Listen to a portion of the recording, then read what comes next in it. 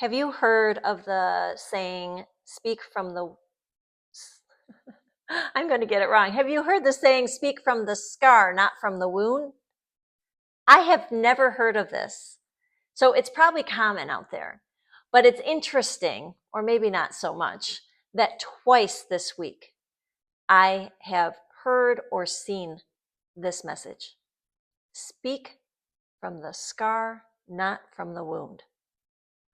For me, most recently, that would mean speak from the scar of missing your kids now that they're all out of the home and being on this journey of finding your own joy.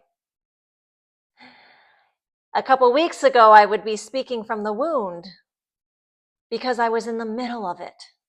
I was in the middle of this identity crisis or identity exploration or identity opportunity. We get to name it. We get to call it what it is. We get to choose. I got to choose. Is this going to be just sad and difficult? Or is this going to be something I get to explore and consider as an adventure in discovering me? There have been many days where I felt sorry for myself that our kids are gone, that I've felt lonely because they're not here, because I don't necessarily know fully what brings me joy. But I'm not in the middle of it anymore. And I am going to thank my dog, Ozzy, actually, because over the last few weeks, I have been extremely exhausted. Not just like I need to take a nap exhausted and I'll feel refreshed, or I have to get more hours of sleep at night and I'll feel better in the morning. It's just that to the core exhaustion. And I felt that many times in my life when I've been burned out, or I've been trying too hard, or pushing rather than allowing.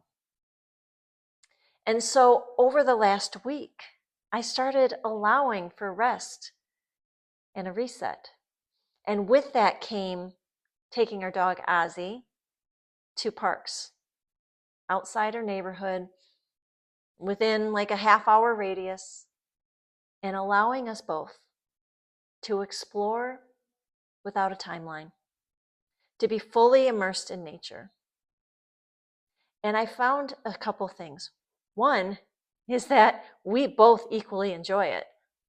In our neighborhood, we call it Ozzy walks, and no one wants to go on them with me. I have to warn family, before we go for a walk, will you go on an Ozzy walk with me? And they're like, oh my God. It's because he is unpredictable.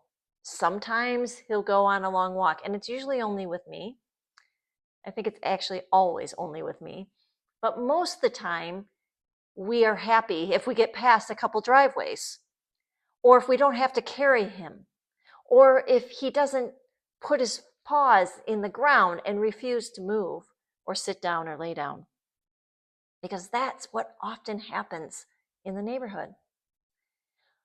So taking him and me out of the neighborhood allowed us to discover that we love exploring new places, new things. In fact, he started leading.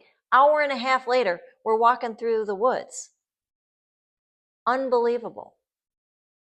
And through this process, I was reminded that I love being in the woods. I had forgotten. And so now I get to explore and be open to, well, what's that next thing that I've forgotten that I love? I'm curious for you. If you're in a place where you're not sure what you love, whether it's you're finding yourself alone, or you're finding yourself in a transition time in your life where you're questioning your value, who you are, what you care about, how you want to spend your time, I encourage you to get curious, to follow the nudges, and to be open to remembering what brings you joy. All my best to you. Take care.